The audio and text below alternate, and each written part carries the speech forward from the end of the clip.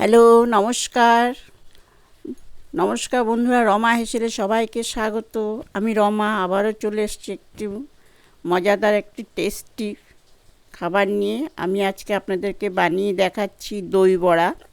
চলুন তাহলে কিভাবে বানাচ্ছি সেটা দেখাচ্ছি। চলুন তাহলে দেখুন, এখানে আমার ডাল বাটা, এটা বিউলির ডাল।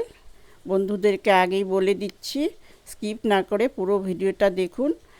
এখানে ডাল বাটা, দই রয়েছে, এখানে ঝুরি ভাজা, একটু ধনেপাতার চাটনি আছে, ভাজা মশলা, কাঁচা লঙ্কা বাটা, আদা বাটা আর একটু চাটনি আর তেঁতুলের চাটনি নিয়েছি।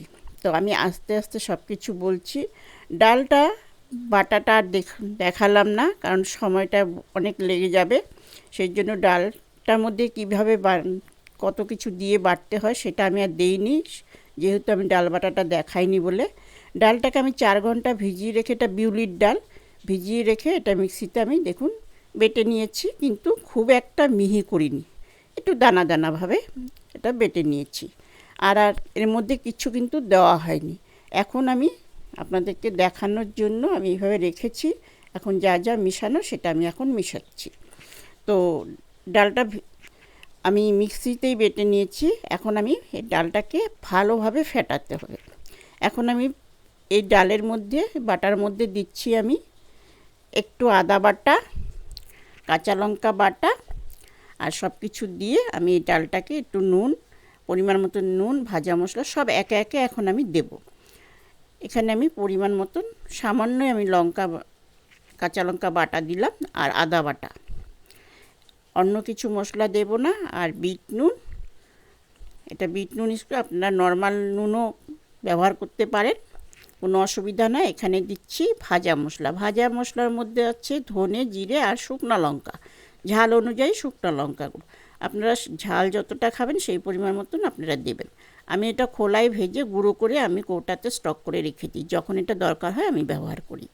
তো এখন আমি এটাকে খুব ভালোভাবে ফেটাবো। এটা প্রচণ্ড ফেটাতে হবে, যত ফেটানো যাবে আমার বড়াটা সফট হবে।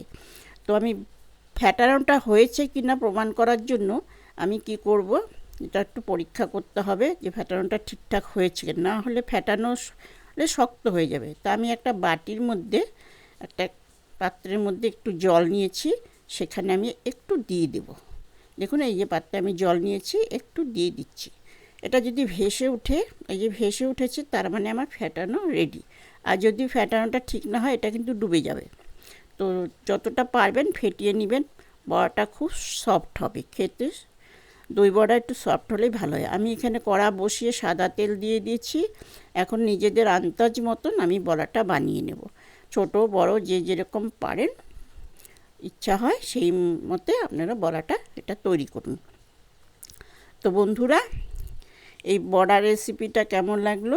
ভালো লাগলে লাইক, শেয়ার, কমেন্ট অবশ্যই করবেন এবং পাশে থাকা বেল আইকনটি একটু ক্লিক করে দেবেন। যখনই যেটা আমি নতুন ভিডিও দিব আপনারা পেয়ে যাবেন, এবং সাবস্ক্রাইব করে দেবেন প্লিজ। স্কিপ না করে ভিডিওটা পুরো দেখুন। এটা একটা মুখরোচক খাবার, আপনারা সকলেই জানেন, এবং খুবই টেস্টি। এখানে এইভাবে তেলটা উপরে দিয়ে দিব, বড়াগুলো নিজে নিজেই উঠে আসবে। দেখুন ব্রাউন কালার করে নিতে হবে সুন্দরভাবে, আর খুব সফট হয়েছে। আর শক্ত হয়ে গেলে কি হয়, একটু নুন জলে ভিজিয়ে নিতে হয়।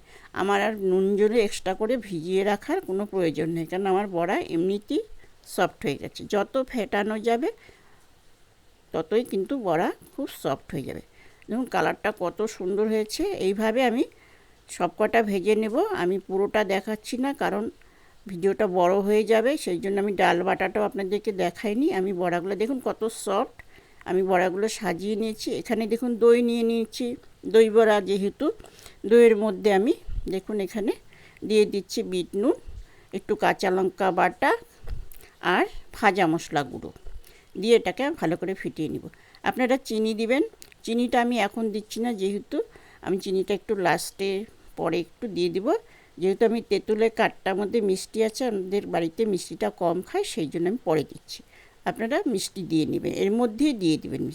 এখন আমি এর উপরে ভালো করে দইগুলো দিয়ে ঢেকে দিচ্ছি। এখানে তেঁতুলের চাটনিটা দিয়ে দিচ্ছি। এটা কিন্তু তেঁতুলের চাটনি আমার কেনা, এটা আপনারা বাড়িতেও বানিয়ে নিতে পারেন, কোনো অসুবিধা নেই। আর সাথে দেব একটু ধনেপাতার চাটনি দিয়ে উপর দিয়ে ঝুরি ভাজা ছড়িয়ে আমার দই বড়া রেডি করব। তা কেমন হলো বন্ধুরা? ভালো লাগলে কিন্তু উপরে একটু ভাজা মশলাও ছড়িয়ে দিলাম, উপরে আরও তেঁতুলের চাটনি দিয়ে দিচ্ছি। ভালো লাগলে লাইক শেয়ার কমেন্ট অবশ্যই করবেন এবং সাবস্ক্রাইব করে দেবেন প্লিজ। এখানে আমি আর একটু উপর দিয়ে যে চিনি দিয়ে উপর দিয়ে আমি একটু দিয়ে দিলাম সাজিয়ে। যত সাজানো যায় দই বড়া ততই সুন্দর টেস্টি হয়। তো ভালো থাকবেন, সুস্থ থাকবেন এবং পাশে থাকবেন প্লিজ। আপনাদের সহযোগিতা আমার খুব প্রয়োজন। অনেক অনেক ধন্যবাদ। আরও নতুন নতুন রেসিপি দেখতে হলে আমার পাশে থাকবেন প্লিজ।